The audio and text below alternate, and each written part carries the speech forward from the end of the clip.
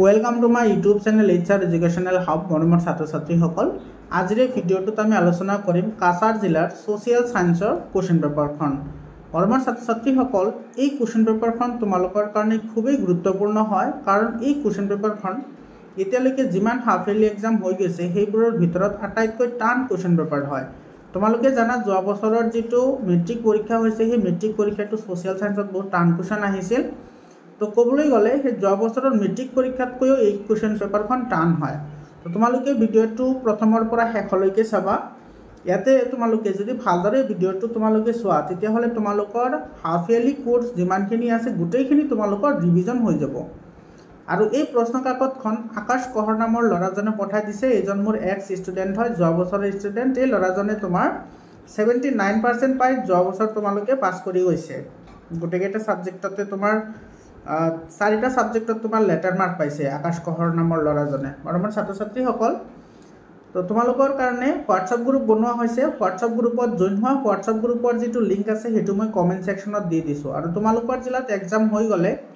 7002824673 এটো নম্বৰত তোমালোকে কোৱেশ্চন পেপাৰবোৰ পিডিএফ আকাৰে পঠাই দিবা নাইবা ভালদৰে ফটো মাৰি পঠাই দিলেও হ'ব মই তোমালোকক সেইবোৰ সলিউশন কৰি দি দিম ইয়াৰ আগতেও তোমাৰ ইংলিশ এছামিজ সোশিয়েল সায়েন্স এইবোৰৰ কোৱেশ্চন পেপাৰ ম্যাথছৰ কোৱেশ্চন পেপাৰ মই বহুত এটা আপলোড কৰিছো তোমালোকে সেইবোৰ চাই লোৱা সেইবোৰ কিন্তু তোমালোকৰ এক্সামৰ কাৰণে খুবই ইম্পৰ্টেন্ট হয় এতে সব প্ৰথম প্ৰশ্নটো তোমাৰ কি কৈছে এতে which article published in the journal Sanjeevani in the context of Swadeshi movement inspired patriotic feelings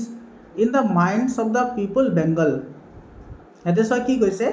স্বদেশী আন্দোলনৰ পৰিপ্ৰেক্ষিতত সঞ্জীৱনী পত্ৰিকাত তোমাৰ কোনটো নিবন্ধ বংগদেশৰ যিসকল তোমাৰ মানুহ আছিল সেই মানুহসকলৰ যেটো তোমাৰ দেশভক্তি আছিল সেই দেশভক্তিটো তোমাৰ ভালদৰে কি হৈছিল ৰূপায়িত হৈছিল তো ইয়াতে ছয় কোৱেশ্চনটোৰ আনসাৰ হ'ব বি নম্বৰ 2 হেতু হৈছে বংগৰ সৰ্বনাশ কাৰণ যেটো তোমাৰ সঞ্জীৱনী পত্ৰিকা আছে সেই সঞ্জীৱনী পত্ৰিকাত তোমাৰ এনেকুৱা কিছুমান কথা আছিল যেটো কথাৰ কাৰণে তোমাৰ ইংৰাজসকলে কি বুলি কৈছিল যে এটো বংগৰ সৰ্বনাশ বুলি কৈছিল তো এটা তোমাৰ কি হ'ব সঞ্জীৱনী হ'ব এটো বি অপচনটো কি হ'ব কাৰেক্ট অপচন হ'ব তাৰ পিছত তোমাৰ 2 নম্বৰ কোৱেশ্চনটো তোমাৰ কি কৈছে সোৱা বংগীয় কলা সংসদ was established under the leadership of এটা সা যেটো বংগীয় কলা সংসদ আছে হেতু কাৰ তত্ত্বাৱধানত তোমাৰ গঠন কৰা হৈছিল এটো তোমাৰ গঠন কৰা হৈছিল তোমাৰ এটো অবিন্দ্ৰনাথ টেগৰৰ দ্বাৰা টেগৰৰ পৃষ্ঠপোষকতাত এটো তোমাৰ বনোৱা হৈছিল আৰু এটো তোমাৰ সোৱা এই যিবোৰ তোমাৰ কোৱেশ্চন আছে এনেকুৱা ধৰণৰ কোৱেশ্চন কিন্তু আগতে বহুত কেইটা জিলাৰ মই সলিউশন কৰিছো সেইবোৰত কিন্তু এনেকুৱা ধৰণৰ কোৱেশ্চন আহা নাই তোমালোকে ভালদৰে এই ভিডিঅটো শেষলৈকে চাবা তাৰ পিছত তোমাৰ 3 নম্বৰ কোৱেশ্চনটো কি কৈছে সোৱা ইয়াতে মিলাবলৈ দিছে সোৱা ইয়াতে তোমাৰ কি হৈছে তো সোৱা তোমাৰ দা বেঙ্গলি মই গোটেইখিনি কৈ আছো সোৱা দা বেঙ্গলি যেখন তোমাৰ পত্ৰিকা আছে সেই পত্ৰিকাখন তোমাৰ 1904 ত সম্পাদিত হৈছিল আৰু এটো সম্পাদিত হৈছিল তোমাৰ কাৰ দ্বাৰা তো সুৰেন্দ্ৰনাথ বেনাৰ্জী দ্বাৰা তোমাৰ কি হৈছে এটো সম্পাদিত হৈছে এটো আহিব তোমাৰ ডি নম্বৰৰ লগত তো তোমাৰ 1 নম্বৰটো ডি ত আহিব তো ইয়াতে সি নম্বৰটো নাই ডি নম্বৰটো নাই হয়নে আৰু এইটোতো নাই গতিকে আমাৰ এইটো এ অপচনটো কাৰেক্ট হ'ব বাকি কেটাৰ বিষয় মই কৈ আছো তোমালোকে মনত ৰাখিবা এইবোৰ লাগিলে নোট কৰি ৰাখা যুগান্তৰ যেটো আছে হেতু তোমাৰ এটা সাপ্তাহিক তোমাৰ কি হয় পত্ৰিকা হয় এটো তোমাৰ সম্পাদিত হৈছে তোমাৰ 1906 চনত আৰু এটো সম্পাদিত হৈছে তোমাৰ ভূপেন্দ্ৰনাথ দত্তৰ দ্বাৰা গতিকে এটো মিলিব তোমাৰ ইৰ লগত তাৰ পিছত আছে তোমাৰ সন্ধিয়া যেটো আছে সন্ধিয়াটো তোমাৰ এটো 1906 চনত তোমাৰ কি হৈছে সম্পাদিত হৈছে আৰু এটো হৈছে তোমাৰ কি ব্ৰহ্মানন্দ উপাধ্যায়ৰ দ্বাৰা তোমাৰ কি হৈছিল সম্পাদিত হৈছিল এটো মিলিব এৰ লগত তাৰ পিছত আছে তোমাৰ দি ডনটো তোমাৰ 1906 ত সম্পাদিত হৈছে আৰু এটো সম্পাদিত হৈছে তোমাৰ সতীশ চন্দ্ৰ মুখাৰ্জীৰ দ্বাৰা এটো হ'ব বি নম্বৰৰ লগত আৰু আহিছে তোমাৰ সঞ্জীৱনীটো হৈছে তোমাৰ 1904 ত সম্পাদিত হৈছে আৰু এটো সম্পাদিত হৈছে কাৰ দ্বাৰা কৃষ্ণ কুমাৰ মিত্ৰৰ দ্বাৰা এটো আহিব তোমাৰ সিৰ লগত তো হে আপেক্ষে তোমাৰ এটো এ নম্বৰ অপচনটো কি হ'ব কাৰেক্ট অপচন হ'ব তাৰ পিছত 6 যেটো 4 নম্বৰ যেটো কোৱেশ্চন আছে 6 এই 4 নম্বৰ কোৱেশ্চনটো তুমি তেতিয়াহে পাৰিবা যেতিয়া তোমাৰ গোটেই ঘটনাৱলী তোমাৰ মনত থাকিব তেতিয়াহে তুমি এটো আনসাৰ কৰিব পাৰিবা 4 নম্বৰত কি কৈছে 1906 1909 1910 আৰু 1915 ইয়াতে চন দিয়া আছে, সেই চনৰ লগত তোমাৰ ইয়াতে চোৱা কেইটামান ঘটনা দিয়া আছে, সেই ঘটনাৰ লগত তুমি কি কৰিব লাগে, মিলাব লাগে। তথাপি চোৱা এইটো ডাইৰেক্টলি মেথ দ্য ফলোইঙৰ নিচিনা দিয়া নাই, ABCD অপশ্যনৰ নিচিনা দিছে। এনেকুৱা ধৰণৰ কুৱেশ্যনবোৰ খুবেই পাজলিং লগা কুৱেশ্যন হয়। তো ইয়াতে চোৱা তোমাৰ 1906 তোমাৰ কি হৈছিল, মুছলিম লীগৰ গঠন হৈছিল। এইটো তোমাৰ কি হৈছিল, মুছলিম লীগৰ গঠন হৈছিল। তোমালোকে এইবোৰ তোমালোকে এই কৰি ৰাখা। 1909 তোমাৰ কি কৈছিল, 1909 তোমাৰ মুছলমানসকলে তোমাৰ কি পাইছিল, তোমাৰ স্বতন্ত্ৰভাৱে প্ৰতিদ্বন্দ্বিতা কৰাৰ কাৰণে সুযোগ পাইছিল। এইটো তোমাৰ ইংৰাজসকলে সিহঁতক লোভিত কৰিছিল যে মুছলমানসকলক কি কৰা হ'ব, তোমাৰ ছেপাৰেটকৈ সিহঁতে যাতে প্ৰতিদ্বন্দ্বিতা কৰিব পাৰে ইলেকশ্যনত, তাৰ কাৰণে প্ৰতিশ্ৰুতি কৰিছিল, কিন্তু সেইটো পিছত গৈ মিছা বুলি প্ৰমাণিত হৈছিল। তাৰপিছত আছে তোমাৰ 1910টো তোমাৰ কি হৈছিল, যিটো তোমাৰ মুছলিম লীগৰ যিটো তোমাৰ কি আছিল মুখ্য কাৰ্যালয় আছিল, সেই কাৰ্যালয়টো তোমাৰ কি হৈছিল, লক্ষ্ণৌলৈ তোমাৰ স্থানান্তৰিত হৈছিল। তাৰপিছত 1905 তোমাৰ কি হৈছিল, নবাব ছালিমুল্লাৰ মৃত্যু হৈছিল। তো ইয়াতে চোৱা তোমাৰ প্ৰথমতে আহিছে সৰ্বভাৰতীয় মুছলিম লীগৰ গঠন হৈছিল। তাৰপিছত আহিছে তোমাৰ মুছলিম লীগৰ কাৰ্যালয় লক্ষ্ণৌতো স্থানান্তৰিত হৈছিল, সেইটো তোমাৰ আছে 3 নম্বৰত। গতিকে এইখিনি কাম আহিব লাগিছিল 3 নম্বৰত, কিন্তু ইয়াতে দ্বিতীয়তে আহি গৈছে, গতিকে এই নম্বৰটো নহ'ব। বি নম্বৰটো চোৱাত কৈছে all Muslim Indian league was established, এইটো হয়, এইটো ডিমাইজ অফ নবাব ছালিমুল্লাহ, এইটো আহিব একেবাৰে লাষ্টত, গতিকে এইটোও নহয়। তাৰপিছত তোমাৰ চি নম্বৰ অপশ্যনটো চোৱা, চি নম্বৰ অপশ্যনটোত কি কৈছে, ইয়াতে চোৱা সৰ্বভাৰতীয়, ইয়াতে all India Muslim league establish, Muslims won separate electorate, the head office of the Muslim league was transferred to Lucknow আৰু ডিমাইজ অফ নবাব ছালিমুল্লাহ। গতিকে আমাৰ চি অপশ্যনটো কি হ'ব, কাৰেক্ট অপশ্যন হ'ব। তাৰপিছত তোমাৰ 5 নম্বৰ কুৱেশ্যনটো চোৱা, 5 নম্বৰ কুৱেশ্যনটোত কি কৈছে, he was the chief commissioner of Madhya Pradesh when he propose to design Orissa. মানে তোমাৰ এজন কি আছিল, মধ্যপ্ৰদেশৰ কি আছিল, কমিশ্যনাৰ আছিল, যিজনে তোমাৰ উৰিষ্যাৰ তোমাৰ জইন কৰিবলৈ কি কৰিছিল, মানা কৰিছিল। ইয়াতে চোৱা ডিজইন মানা কৰিছে, আৰু তোমাৰ সম্বলপুৰতো তোমাৰ কি মানা কৰিছে। তাৰপিছত তোমাৰ কি কৈছে, মধ্যপ্ৰদেশতো আছিল তেনেকুৱা। তো 1903 হি ৱাজ এপইণ্টেড এজ তোমাৰ লেফটেনেণ্ট গভৰ্ণৰ। তো তাৰপিছত তোমাৰ লেফটেনেণ্ট গভৰ্ণৰ হিচাপে তোমাৰ ক'ত নিযুক্তি প্ৰদান পাইছিল, এইটো হ'ব তোমাৰ আছাম। এইটো তোমাৰ এ অপশ্যনটো কি হ'ব, কাৰেক্ট অপশ্যন হ'ব। তাৰপিছত তোমাৰ 6 নম্বৰ কুৱেশ্যনটোত চোৱা তোমাৰ কি কৈছে, the proposal for the demand for swaraj first taken in which session of the Indian National Congress. চোৱা ভাৰতীয় জাতীয় কংগ্ৰেছৰ দ্বাৰা স্বৰাজৰ সৰ্বপ্ৰথম ক'ত দাবী উত্থাপন কৰা হৈছিল, বা তোমাৰ ক'ত তোমাৰ দাবী কি কৰা হৈছিল, গ্ৰহণ কৰা হৈছিল। তো এইটোৰ হ'ব আনচাৰ তোমাৰ,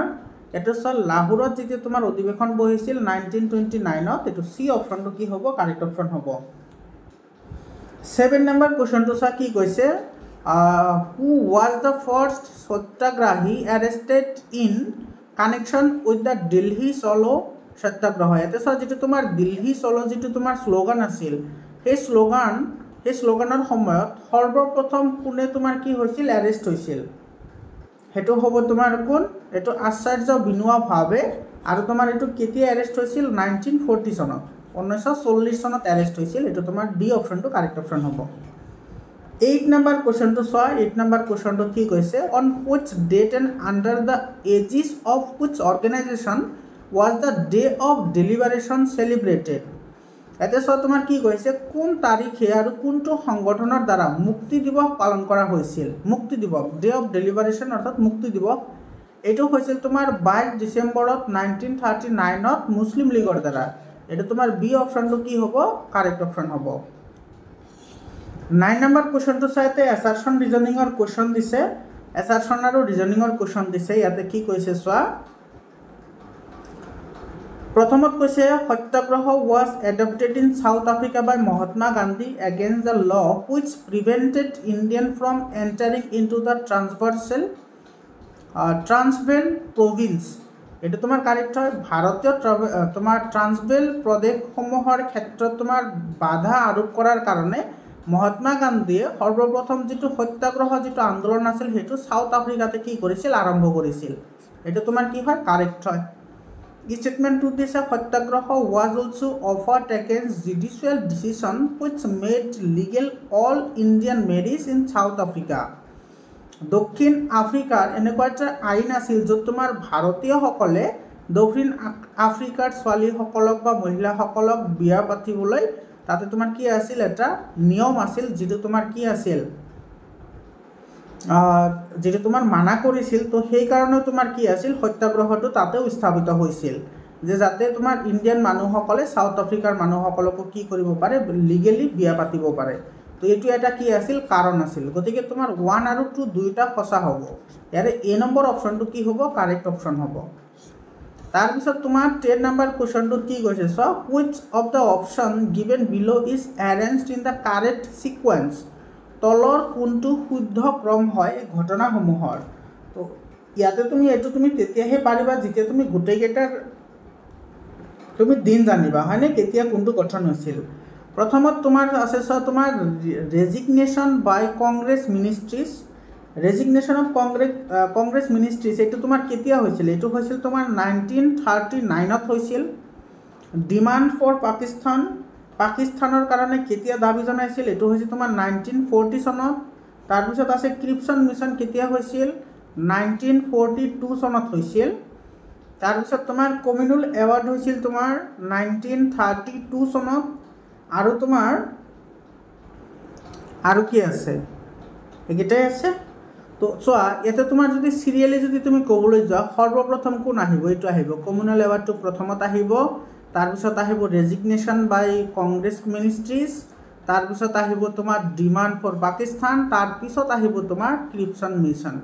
অৰ্থাৎ ক্ৰিপছন মিছনটো একেবাৰে লাষ্টত আহিব এতে সব কমিউনেল এৱাৰ্ড আছে গতিকে এটো নহয় ইয়াতেও তোমাৰ এটো আছে তোমাৰ কংগ্ৰেছৰ মিনিষ্টাৰ সকলে পদত্যাগ কৰিছিল এটো নহয় সি নম্বৰটো নহয় বি নম্বৰটো নহয় গতিকে আমাৰ ডি অপচনটো কাৰেক্ট হ'ব এটো সব communal award resignation by Congress ministries demand for Pakistan আৰু ক্ৰিপছন মিছন এটো ডি অপচনটো কাৰেক্ট হ'ব তোমালোকে ডেটবোৰ কিন্তু মনত ৰাখিব লাগিব ইয়াৰবোৰ তেতিয়া হলেহে তোমালোকে এইবোৰ পাৰিবা 11 নম্বৰ কোৱেশ্চনটো চোৱা 11 নম্বৰ কোৱেশ্চনত আমাৰ কি কৈছে ইয়াতে যে ইউজিং দ্য ক্লজ গিভেন বিলো আইডেন্টিফাই দ্য মুভমেন্ট এটো তলত কিছুমান আমাৰ হিন্ট দিয়া আছে যিবোৰৰ সহায়ত তুমি আন্দোলনটো চিনাক্তকৰণ কৰিব লাগে এনেকুৱা ধৰণৰ কোৱেশ্চন কিন্তু যোৱা বছৰ তোমাৰ মেট্ৰিক পৰীক্ষাটো আহিছে তো বহুত ইম্পৰ্টেন্ট হয় এই কোৱেশ্চন পেপাৰখন এতে কি কৈছে so it was launched on 6 April 6 1999 by state of hartal staging of hartal অৰ্থাৎ হৰতালৰ যোগেদি তোমাৰ 6 এপ্ৰিল তাৰিখে 1919 চনত এটো তোমাৰ আৰম্ভণি হৈছিল এটো তোমাৰ এটো দিছে হিন্ট তাৰ পিছত দিছে this movement developed into a mass movement আৰু এটো এটা তোমাৰ বৃহৎ আন্দোলনলৈ পৰিণত হৈছিল তাৰ পিছত কৈছে the movement projected Gandhiji an all India leader with immense potential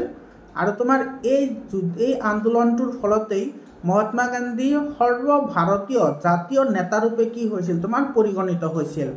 তো তোমাৰ এই যেটো তোমাৰ ইয়াৰ কথা কৈছে হেতু তোমাৰ কোনটোৰ কথা কৈ আছে হেতু হৈছে তোমাৰ নন ভায়োলেন্স মুভমেন্ট অৰ্থাৎ অহিংস আন্দোলনৰ কথা কৈ আছে গতিকে এটো তোমাৰ বি অপচনটো কাৰেক্ট অপচন হ'ব 12 নম্বৰ কোৱেশ্চনটো চোৱা কি কৈছে আজাদ হিন্দ সৰকাৰ was also known as Azad Hind সৰকাৰক তোমাৰ আন এটা কি নামেৰে জনা যায় হেতুক আমি কি নামেৰে জানো এটো হৈছে তোমাৰ INA অৰ্থাৎ ইন্ডিয়ান ন্যাশনাল আৰ্মি যেটো তোমাৰ সুভাষ চন্দ্ৰ বসুৰ দ্বাৰা গঠন কৰা হৈছিল এটো ডি অপচনটো কি হ'ব কাৰেক্ট অপচন হ'ব 13 নম্বৰ কোৱেশ্চনটো চোৱা তোমাৰ ইয়াতে কি কৈছে the revolution give a message to the nationalist movement in India that common people hold immense strength and energy and set the stage for the mass movement under Gandhiji identify this তোমাৰ ৰিভলিউশন so এনেকুৱা এখন তোমাৰ ভাৰতীয় বিপ্লৱ আছিল বা এনেকুৱা এখন তোমাৰ কি আছিল আন্দোলন আছিল যেটোৱে তোমাৰ কি কৰিছে যে ভাৰতীয় মানুহৰ মাজত তোমাৰ কি কৰিছিল অখিম মনোবল আৰু তোমাৰ শক্তি প্ৰদান কৰিছিল যেটো গান্ধীৰ দ্বাৰা তোমাৰ কি কৰা হৈছিল পৰিচালিত কৰা হৈছিল আৰু হেতু তোমাৰ কি হয় হেতু আমাক কৈছে হেতু হৈছে তোমাৰ কি এটো চিপহি ইউনিটি অৰ্থাৎ চিপহি বিদ্ৰোহ 1857 এটো ডি অপচনটো কি হ'ব কাৰেক্ট অপচন হ'ব तार पिछर क्वेश्चन सब 14 नंबर तो की कैसे तुम्हार divide and rule policy communal award separate electorates और ये डैश दिसे सब कमप्लीट द सिक्वेंस ये तुम सिक्वेंशियली ये मिलाब लगे इते तुमार की हबो इते सब इते तुमार यार ऊपर दिसे क्वेश्चन तो सब डिवाइड एंड रूल पॉलिसी केতিয়া হৈছিল 1932 सनत হৈছিল तार पिছত कम्युनल अवार्ड तुमार 1932 सनत হৈছিল किन्तु तुमार डिवाइड एंड रूल पॉलिसी पिछते तुमार कम्युनल आहिছিল गतिके एटु पिছত आहिब ठीक ठाक আছে तार पिছত तुमार सेपारेट इलेक्टोरेट तुमार केতিয়া आहिছিল एटु आहिছিল तुमार 1909 सनत आहिছিল तेतिया हले तुमार तार पिछतो की हबो इंडिविजुअल अर्थात व्यक्तिगत सत्याग्रह एटु तुमार बी ऑप्शन तो की हबो करेक्ट ऑप्शन हबो एटु बी ऑप्शन करेक्ट ऑप्शन हबो एटु तुमार एटु केতিয়া হৈছিল 1940 सनत आरम्भ হৈছিল सत्याग्रह गतिके एटु आमार बी ऑप्शन तो करेक्ट हबो तार पिছত 15 नंबर क्वेश्चन तो चा की কৈছে who send the cabinet mission to India एटु सब कैबिनेट मिशन टू भारतলৈ कोने पठाই দিছিল एटु হৈছে তোমাৰ ক্লেমেন্ট এটলি एटु ए नंबर ऑप्शन तो करेक्ट ऑप्शन हबो 16 नंबर सब positive aspect of non cooperation movement की আছিল एटु सा তোমাৰ जेटु তোমাৰ की আছিল नॉन कोऑपरेशन अर्थात असहयोग आंदोलन আছিল हेतुर তোমাৰ এটা इतिबाचक दिक तुमार की आसिल इतिबाचक दिक आसिल जे हेते विधानमंडली की करिसिल बर्जन करिसिल हयने एटु ए नंबर ऑप्शन तो तुमार की हबो करेक्ट ऑप्शन हबो याते तुमार तीनिटा कारण आसिल हां तीनिटा तुमार इतिबाचक दिक बुली उल्लेख करिसे तुमालोकर सोशल साइंसत डाइरेक्टली तुमार एटा पेजत दिया आछे आरो एटुत एटा होइसे तुमार की विधानमंडल बर्जन करा तेते हले आन दुटा की आसिल हे दुटा तुमालोके कमेन्ट करि जनुवा कमेन्टत लिखिबा एटु 16 नम्बरर आन्सर बुली 17 नंबर क्वेश्चन तो तुमार की কৈছে সোয়া identify the peasant revolt on the basis of clues given below एटु सोया एटा तुमार कृषक विद्रोह আছে हे विद्रोहটো তোমালোকে চিনাক্তকৰণ কৰিব লাগে তোমালোকক কিছুমান এতে ক্লু দিয়া আছে ডেপুটি কমিশনাৰ মেক ক্যাবে वाज এসোসিয়েটেড উইথ দিস ৰিভোল্ট আৰু হেই তোমাৰ আন্দোলনৰ লগত জড়িত আছিল মেক ক্যাবে এটু কোনটো কথা কৈ আছে তোমালোকে ধৰিবই পাৰিছা मेक केबे तुमार की आसिल जड़ित हो आसिल तार पिছত আছে तुमार the mouzadar of Kapla village Dasuram Chowdhury died during this revolt और तुमार एटु सा दासुराम चौधरी नाমৰ व्यक्तिजन एजन मौजादार आसिल एटु कापला तुमार विलेजर तेও एटुर कारणे की करिसिल मरिसिल अर्थात ए विद्रोहटुते मरिसिल 3 नम्बरत কৈছে पेशेंट फ्रॉम रंगिया एटु सा रंगियार কথা কৈছে Nalbari Dharmapur and Bajali participated in this revolt और हेई तुमार आंदोलनत रंगियार मानु नलबारीर मानु और धर्मपुरर मानु लगते बजालीर मानुहेও तुमार की करिसिल अंशग्रहण करिसिल तेतिया हले हेतु तुमार की हबो कृषक विद्रोहटु हेतु हबो तुमार रंगिया कृषक विद्रोह एतु तुमार सी ऑप्शन टु की हबो करेक्ट ऑप्शन हबो और एतु तुमार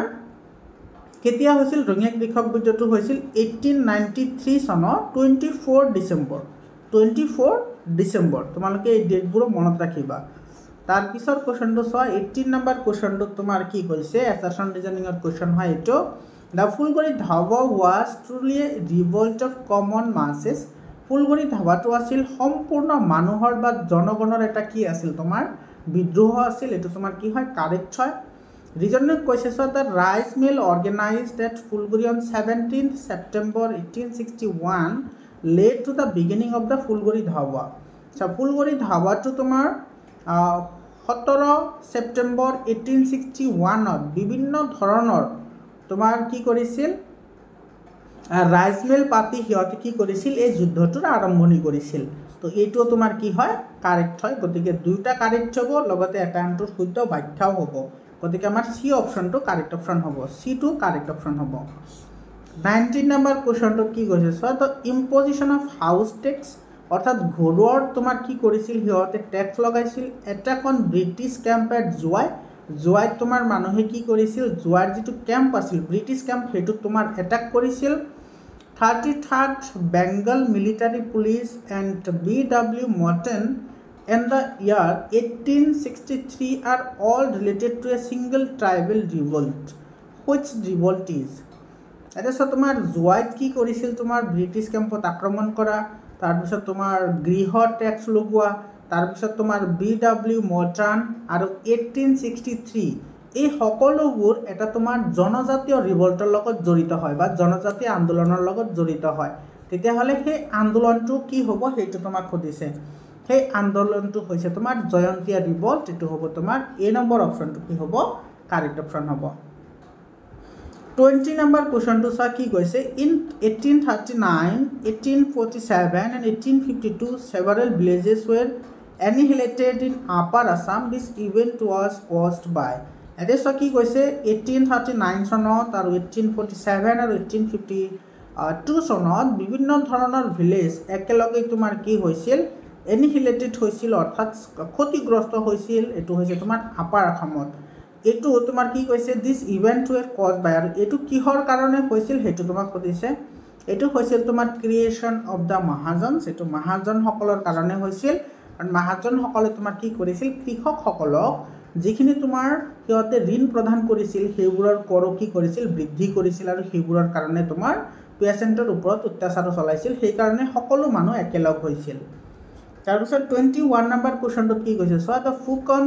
Borua and Raskwa. Ete so tomar ki koise Fukon Borua and Raskwa who were given to responsibility to collect taxes by British in Assam came to be called by which name? Ete so amar Okhomor kisuman manuhok British hokole ki korisil tomar so etu tax aday korar karone Fukon Borua and Raskwa namere namakoron korisil aru hei hokolok eta shobdot hiyote ki buli matisil hiyotok matisil tomar moujadar buli etu tomar ki hobo B option to correct option hobo 22 number question to ki koise sa which Ahom prince was related to the revolt of 1857 in Assam eto so Okhomor jitu tomar bidro asil 1857 hetur logot kunjon prince orthat rajkumar jorito hoi asil hejon asil tomar ki Kondopeshwar Singha eto tomar B option to correct option hobo eto Kondopeshwar Singha B option to correct option 23 number question to so tomar ki koise which of the reason given below perfectly explained in the failure of the revolt 1857 in Assam so Okhomot jitu 1857 sonor jitu andolon asil he andolon tur main reason ki asil hetu tomar yate tumi bakhya koribo lage so Moniram Dewan was the leader of the revolt etu tomar karon asil niki etu to tomar karon nasil gotike tomar ki e number 2 nohobo The leaders of the revolt used their time wisely. Hihotor time bur সঠিক ভাবে কি কৰিছিল ব্যৱহাৰ কৰিছিল এটো তো নহয় all sections of the society were not involved in the revolt এটো কারেক্ট হয় কারণ তোমার 1857 সনৰ যেটো তোমাৰ ৰিভল্ট আছিল বা আন্দোলন আছিল হে আন্দোলনত সৈন্যৰ সংখ্যা কম আছিল তাৰ পিছত তোমাৰ তাতে যি সকল তোমাৰ নেতা আছিল হে নেতা সকলে তোমাৰ সময়ৰ সৎ ব্যৱহাৰ কৰিব পৰা নাজানিছিল আৰু এটা কাৰণ আছে হেতু হৈছে হিহতৰ গোপনীয়তা ৰক্ষা কৰিব পৰা নাছিল সেই কাৰণে তোমাৰ 1857 চনৰ ৰিভল্টটো বিফল হৈছিল তো ইয়াতে তোমাৰ সি অপশনটো কি হ'ব কাৰেক্ট অপশন হ'ব এতে সদা ৰিভেল set enough supply for arms and ammunition এটো তো মিছা হয় হিহতৰ উপযুক্ত পৰিমাণৰ অস্ত্ৰও নাছিল গতিকে সি অপশনটো কি হ'ব কাৰেক্ট অপশন হ'ব 24 নম্বৰ কোৱেশ্চনটো তোমাৰ কি কৈছে সোৱা Artificial intelligence অর্থাৎ AI is a set of technology developed in the recent years through intensive research work. This activity is associated with which kind of occupation? Eto so artificial jitu intelligence ase hetu eta tomar ene asolit dhoroner tomar ki hoy AI technology hoy jitur সহায়ত মানুহে অতি কম সময়ৰ ভিতৰতে বিভিন্ন ধৰণৰ ৰিসাৰ্চৰ কাম কৰিব পাৰে আৰু হেতু কোনটো তোমাৰ কি বৃত্তিৰ অন্তৰ্ভুক্ত হয় তোমালোকে জানাই চাৰিটা বৃত্তি আছে প্ৰাথমিক বৃত্তি দ্বিতীয় বৃত্তি তৃতীয় বৃত্তি আৰু চতুৰ্থ বৃত্তি তো এটো তোমাৰ কি হ'ব যেহেতু AI হয় AI টো তোমাৰ কি হয় টেকনলজিৰ ওপৰত বেসড হয় অৰ্থাৎ সায়েন্সৰ তোমাৰ ৰিসাৰ্চৰ ওপৰত বেসড হয় গতিকে এটো তোমাৰ 4 হ'ব অৰ্থাৎ তোমাৰ কোৱাটাৰ্নাৰী অকুপেশন হ'ব এটো ডি অপশনটো কারেক্ট অপশন হ'ব 25 number question to soa tomar statement based question hoy yate statement 1 ot koise the resource are classified in a number of way into different groups অর্থাৎ সম্পদ সমূহক বিভিন্ন প্ৰকাৰত কি কৰা হৈছে শ্ৰেণী বিভাজন কৰা হৈছে এটো কারেক্ট হয় মানে many resources are found to overlap each other এটো হসা হয় বহুত সম্পদ তোমাৰ কি কৰিছে এটাৰ ওপৰত আনটো ওভাৰল্যাপিং হৈ আছে এটো তোমাৰ কি হয় কারেক্ট হয় গতিকে both statement কারেক্ট হ'ব এটো বি অপশনটো কি হ'ব কারেক্ট অপশন হ'ব 26 নম্বৰ কোৱেশ্চনটো তোমাৰ কি কৈছে সয়াতে which of the following resource is biotic তলৰ কোনটো এটা জৈৱ তোমাৰ কি হয় উৎস হয় in respect of mode of formation গঠনৰ ভিত্তিত এটা কি হয় তোমাৰ বায়োটিক হয় অৰ্থাৎ জৈৱিক হয় বাট ইজ এন এবায়োটিক ৰিসোৰ্স কিন্তু এটা একচুয়ালি তোমাৰ কি হয় এটা অজৈৱিক ৰিসোৰ্স হয় view on non living character in present context এটা কি কৈছে তোমাৰ গঠনৰ ফালৰ পৰা জৈৱিক যেন লাগিলেও সেইটো কিন্তু একচুয়ালি তোমাৰ কি হয় অজৈৱিক হয় তেতিয়াহ'লে সেইটো তোমাৰ কি হ'ব নেচাৰেল গেছ এইটো সি অপশনটো কাৰেক্ট অপশন হ'ব এটা নামটো তোমাৰ কি হয় নেচাৰেল গেছ হয় কিন্তু একচুয়ালি নেচাৰেল গেছটো তোমাৰ নেচাৰৰ পৰা গ্ৰহণ কৰা নহয় এটো এটা তোমাৰ কি হয় জীৱাশ্ম ইন্ধন হয় আৰু জীৱাশ্ম ইন্ধনবোৰ তোমাৰ কি হয় অজৈৱিক হয় গতিকে তোমাৰ কি হ'ব সি অপশনটো কাৰেক্ট অপশন হ'ব 27 number question to sir 27 number question of ki koise yate which two non-government organization are working for environmental protection and biodiversity conservation in Assam অসমত কোন দুটা সংস্থাই তোমাৰ পৰিৱেশৰ সুৰক্ষা আৰু জৈৱ বৈচিত্ৰ্যৰ কনজাৰভেশ্যনৰ কাৰণে অৰ্থাৎ সংৰক্ষণৰ কাৰণে কাম কৰি আছে হেতু হৈছে Assam social science society and Aranyak এটো এ নম্বৰ অপশনটো কি হ'ব কাৰেক্ট অপশন হ'ব যেটো তোমাৰ জিকে টাইপৰ কোৱেশ্চন হৈ গল তথাপি কিন্তু তোমালোকে মনত ৰাখিবা পৰিৱেশৰ লগত ৰিলেটেড কোৱেশ্চন হয় তাৰ পিছত কৈছে যে subject matter of agricultural geography কৃষি ভূগোলৰ বিষয়বস্তু কি কৃষি ভূগোলৰ বিষয়বস্তু হৈছে types of resource regional distribution of resources the factors associated with explanation and production of resources আৰু ইয়াতে হৈছে ফ্যাক্টৰ এসোসিয়েটেড আচ্ছা এটো নহব এটো সি অপশনটো কারেক্ট হ'ব দা associated with agricultural activity types of agriculture distribution and method of agricultural activities eto correct hobo eto tomar b option c option to correct hobo soa eto tomar krishi karjo tar bisot tomar krishi karjor dharon bitoron aru tomar ihotor tomar utpadonor poddhoti ei gute eta tomar ki kora hoy krishi bhugolor অন্তর্ভুক্ত হয় গতিকে eto c option to correct hobo 29 number question to ki koise so the Arjun tree Harlan gibbon and river dolphin have something common among themselves. What is it? So, Arjun গছ তাৰপিছত তোমাৰ হালক gibbon অৰ্থাৎ হলো বান্দৰ আৰু তোমাৰ river dolphin অৰ্থাৎ তোমাৰ ডলফিন এই গুটে কেটাৰ এটা কমন চৰিত্ৰ আছে আৰু হেতু কি হেতু হৈছে তোমাৰ এই গুটে কেটা তোমাৰ কি হয় ষ্টেট সিম্বল হয় এই গুটে কেটা তোমাৰ অসমত ৰাষ্ট্ৰীয় পক্ষী হয় বা ৰাজ্যিক প্ৰতীক হয় গতিকে এই নম্বৰ অপশনটো কাৰেক্ট অপশন হ'ব 30 নম্বৰ কোৱেশ্চনটো কি কৈছে so Canada is not as populous as India but still they destroy more natural resources than India. Why? So, যেটো কানাডা আছে হে কানাডা আমাৰ ভাৰতবৰ্ষৰ তুলনাত ইমান কিন্তু জনবহুল নহয় তথাপি তোমাৰ কানাডাই আমাৰ ভাৰতবৰ্ষৰ তুলনাত বহুত গুণে বেছি তোমাৰ কি কৰি আছে প্ৰাকৃতিক সম্পদ বিনষ্ট কৰি আছে বা ব্যৱহাৰ কৰিব পাৰিছে কিহৰ কাৰণে কাৰণ তোমাৰ যে কানাডাৰ তোমাৰ ৰাজ্যত বহুত পৰিমাণে কি আছে তোমাৰ ন্যাচাৰাল ৰিসোৰ্সেস আছে অর্থাৎ অ্যাবান্ডেন্স অফ ন্যাচারাল রিসোর্সেস হবো বি অপশনটো কারেক্ট অপশন হবো 31 নাম্বার কোশ্চনটো তোমার কি কৈছে সো 31 নম্বৰত কৈছে during the rainy season in Assam অসমৰ বৰষুণৰ সময়ত the hilly areas of Assam face the transportation problems due to landslides what kind of problem is this এটা সো তোমাৰ ল্যান্ডস্লাইড এটা নিৰ্দিষ্ট অঞ্চলত হয় এটা সকলো ঠাইত নহয় এতে অসমৰ কথা কৈছে অসমৰ কিছুমান এনেকুৱা ঠাই আছে য'ত তোমাৰ বাৰিষা কালত কি হয় তোমাৰ ভূমিস্খলন হয় আৰু এটো কোন প্ৰকাৰৰ তোমাৰ কি হয় প্ৰবলেম হয় এটো হ'ব তোমাৰ স্থানীয় অসুবিধা হ'ব লোকেল প্ৰবলেম হ'ব এটো এ নম্বৰ অপশনটো কাৰেক্ট অপশন হয় তাৰ পিছত 32 নম্বৰ কোৱেশ্চনটো চোৱা তোমাৰ কি কৈছে ইয়াতে which of these place facing problem due to acid rain তোমাৰ কোনবোৰ ৰাজ্যই এসিড বৰষুণৰ কাৰণে হিহতে কি কৰি আছে প্ৰবলেম পাই আছে তো ইয়াতে তোমাৰ কোন হ'ব সা ওয়েস্ট ইউৰোপ নহয় তো হ'ব তোমাৰ ইষ্ট ইউৰোপ হ'ব তাৰ পিছত ইউএসএ হ'ব আৰু হ'ব তোমাৰ ইষ্টাৰ্ণ কানাডা গতিকে তোমাৰ এটো 1 2 বাদ দি বাকি গুটে কেটা হ'ব এটো সা বি অপশনত আছে গতিকে বি অপশনটো কাৰেক্ট অপশন হ'ব এই কথাখিনি তোমালোকৰ ডাইৰেক্টলি বুকত দিয়াই আছে 33 নম্বৰ কোৱেশ্চনটো কি কৈছে so which river flowing through Guwahati is the most polluted কোছা গুৱাহাটীৰ মাজভাগেৰে বৈ যোৱা কোনটো নদী আটাইতকৈ পলিউটেড হয় তো ভৰলু নদী বি অপশনটো কাৰেক্ট অপশন হ'ব 34 নম্বৰ কোৱেশ্চনটো কৈছে which of these is a natural factor of desertification মৰুকৰণৰ কোনটো প্ৰাকৃতিক কাৰণ মৰুকৰণৰ প্ৰাকৃতিক কাৰণ হৈছে তোমাৰ ড্ৰট অৰ্থাৎ খৰাংকাল। এইটো বি অপশ্যনটো কাৰেক্ট অপশ্যন হ'ব। এতিয়া কিছুমানে তোমাৰ অভাৰ গ্ৰেজিং ক'ব পাৰা, অভাৰ গ্ৰেজিং কিন্তু নহয়, কাৰণ অভাৰ গ্ৰেজিংটো তোমাৰ কি হয় মানুহৰ দ্বাৰা ক্ৰিয়াকলাপ হয়। 35 নম্বৰ কুৱেশ্যনটো চোৱা তোমাৰ কি কৈছে, out of the total solar energy coming to earth surface this percentage is reflected by clouds and surface of the earth। so তোমার সূৰ্যৰ পৰা অহা কিমান পাৰ্সেন্ট তোমাৰ সূৰ্যৰ ৰশ্মি বা তোমাৰ তাপ শক্তি তোমাৰ ৰিফ্লেক্টেড হয় অৰ্থাৎ প্ৰতিফলিত হয় আৰু তোমার কি করে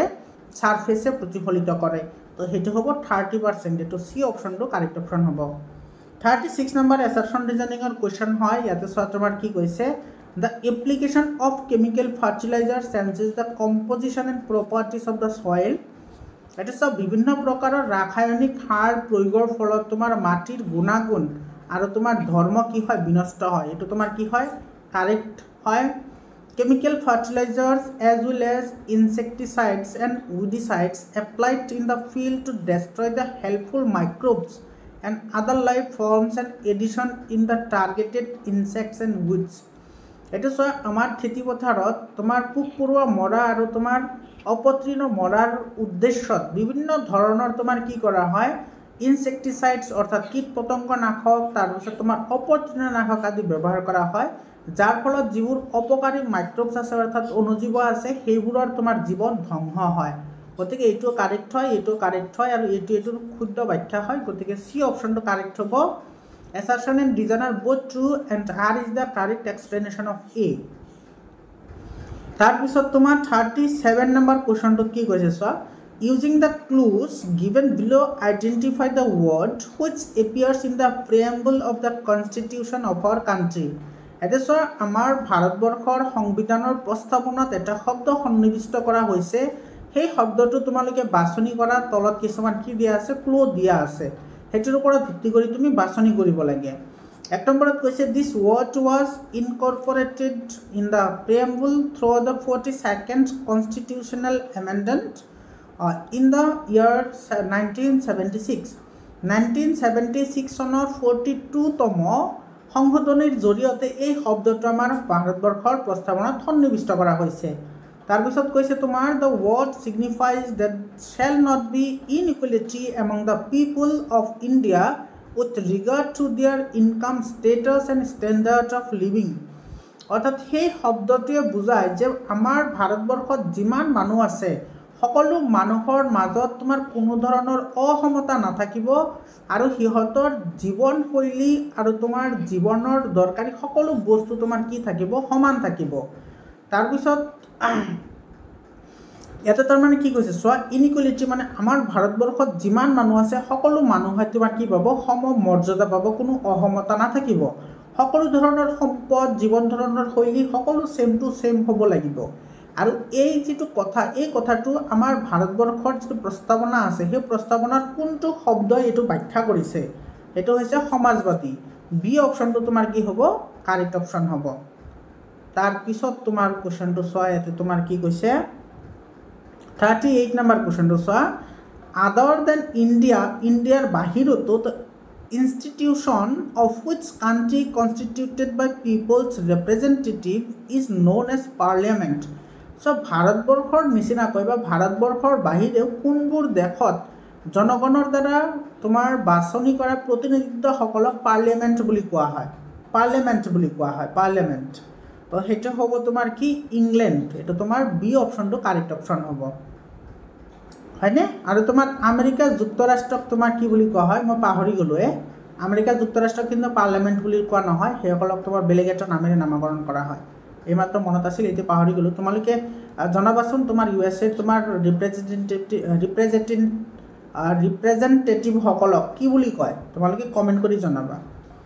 39 নম্বৰ কুৱেশ্যনটোত কি কৈছে চোৱা, who presided over the first meeting of the constituent assembly.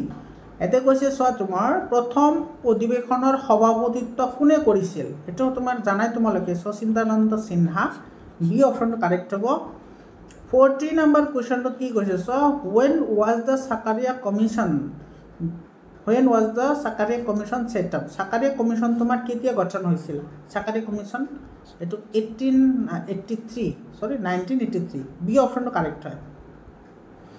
41 number question to কি কৈছে? So the preamble of Indian Constitution begins with the words with the people of India. This means that all the actual authority of the Constitution are the Indian citizens themselves. Which ideal mentioned in the preamble property defines this concept? এতে কি কৈছে? So আমাৰ ভাৰতীয় সংবিধানখনৰ প্ৰস্তাৱনা আৰম্ভ হয় with the people of India, অৰ্থাৎ আমি ভাৰতীয় নাগৰিক। ইয়াৰে মানে এইটো হৈছে যে আমাৰ ভাৰতীয় সংবিধানৰ মতে সকলো মানুহেই তোমাৰ কি কৰিছে, সেই ভাৰতবৰ্ষৰ সংবিধানখন মানি চলিব লাগে বা সেই ভাৰতবৰ্ষৰ সংবিধানখন সিহঁতে ৰচনা কৰিছে। আৰু এই কথাটো আমাৰ ভাৰতবৰ্ষৰ সংবিধানৰ প্ৰিয়েম্বুলত অৰ্থাৎ প্ৰস্তাৱনাত সন্নিৱিষ্ট কোনটো শব্দই আটাইতকৈ বেছিকৈ এইটো তোমাৰ কি কৰে, ইমপ্লিফাই কৰে? এইটো হ'ব তোমাৰ ডেমক্ৰেটিক অৰ্থাৎ গণতান্ত্ৰিক। এইটো সি অপশনটো কি হ'ব, কাৰেক্ট অপশন হ'ব। 42 নাম্বাৰ কোৱেশ্চনটো চাও। 42 নাম্বাৰটো ইন্টেলেকচুৱেল কোৱেশ্চন হয়। এতে সব কি কৰিছে, বিজনেসম্যান, এতে আছে গোল্ড মাৰ্চেন্ট আৰু এতে হৈছে তোমাৰ মানি লেন্ডাৰ। এতে সব গোল্ড মাৰ্চেন্ট অৰ্থাৎ স্বৰ্ণকাৰে তোমাৰ ব্যৱসায় কৰে, এইটো সব বিজনেসৰ লগত ৰিলেটেড হয়। আৰু ই তোমাৰ কি কৰে, তোমাৰ ঋণদাতাৰ পৰা তোমাৰ ঋণ গ্ৰহণ কৰি ই বিজনেস কৰে। তেতিয়াহ'লে এইটো তোমাৰ কি ক'ব, এইটো ক'ব মানি ইকনমি। বি অপশনটো কারেক্ট অপশন হ'ব মানি ইকনমি অৰ্থাৎ মুদ্ৰা অৰ্থনীতি। 43 নাম্বাৰটো চোৱা, এইটো তোমাৰ মিলাবলৈ দিছে, এৰ লগত বিৰ লগত তোমাৰ এইটো মিলাব লাগে। চোৱা এইটো তোমাৰ কি কৈছে, NABARD National Bank for Agricultural and Rural Development অৰ্থাৎ নাবাৰ্ড। নাবাৰ্ডটো কেতিয়া হৈছিল, এইটো 82ত হৈছিল। এইটো আহিব তোমাৰ বি নম্বৰৰ লগত। তাৰপিছত তোমাৰ এইটো আছে IDBI অৰ্থাৎ industrial development bank of India, এইটো হৈছিল 64 এইটো এ নম্বৰত আছে। তাৰপিছত আছে ৰিজনেল ৰুৰেল বেংক, এইটো আছিল 75ত, এইটো আহিব তোমাৰ এইটো ডি নম্বৰৰ লগত। আৰু small industrial development bank of India অৰ্থাৎ SIDB, এইটো সংক্ষেপত SIDB বুলিও কয়, এইটো আছিল তোমাৰ 90 চনত, এইটো 90 চনত, এইটো মিলিব এইটোৰ লগত। গতিকে তুমি এইভাবে তোমালোকে যদি চোৱা তেতিয়াহ'লে ইয়াৰে তোমাৰ বি অপশনটো কাৰেক্ট হ'ব। বিটো কি হ'ব, কাৰেক্ট অপশন হ'ব। 44 নম্বৰ কোৱেশ্চনটোত চোৱা তোমাৰ কি কৈছে, in olden times of paper money values 100 could be converted into gold or silver of value 100। এটা সব পুৰণি কালত 100 টকীয়াৰ টকা এটা তোমাৰ ডাইৰেক্টলি কি কৰিব পৰা গৈছে, 100 টকাৰ সোণ বা ৰূপলৈ পৰিৱৰ্তন কৰিব পৰা গৈছে। সো 100 টকাৰ নোট এটা তুমি ডাইৰেক্টলি কি কৰিব পাৰিছা, পৰিৱৰ্তন কৰিব পাৰিছা। What kind of money is described here? তেতিয়াহ'লে এইটো কেনেকুৱা ধৰণৰ টকাৰ কথা কৈছে, এইটো হ'ব তোমাৰ কি, এইটো কনভাৰ্টেবল অৰ্থাৎ পৰিৱৰ্তনশীল মুদ্ৰা। এইটো তোমাৰ এ নম্বৰ অপশনটো কাৰেক্ট অপশন হ'ব। তাৰ মানে ধৰি লোৱা তোমাৰ লগত 100 টকা আছে, সেই 100 টকা তুমি কি কৰিছা, 100 টকাৰ সোণ কিনি থৈ দিছা। তেতিয়াহ'লে তুমি আকৌ যেতিয়া সোণখিনি বিক্ৰী কৰিবা তেতিয়া কিমান টকা পাবা, 100 টকাই পাবা। মানে 100 টকাৰ ভেলুটো তোমাৰ কি থাকিব, ছেম টু ছেম থাকিব। আৰু এনেকুৱা ধৰণৰ টকাৰ যিটো পৰিৱৰ্তন সেইটো কয় তোমাৰ কাগজী মুদ্ৰাৰ পৰিৱৰ্তন। এইটো তোমাৰ এ নম্বৰ অপশনটো কি হ'ব, কাৰেক্ট অপশন হ'ব। 45 নম্বৰ কোৱেশ্চনটো চোৱা, ইয়াতে কি কৈছে, money is matter for function for. So মানিৰ কাৰ্য 4 প্ৰকাৰ। এটা হৈছে মিডিয়াম হিচাপে কাম কৰে, তাৰপিছত তোমাৰ মাপকাঠি হিচাপে কাম কৰে, আৰু ষ্টেণ্ডাৰ্ড হিচাপে কাম কৰে অৰ্থাৎ মানদণ্ড হিচাপে কাম কৰে। তেতিয়াহ'লে আনটো কি হ'ব, আনটো হ'ব ভেলু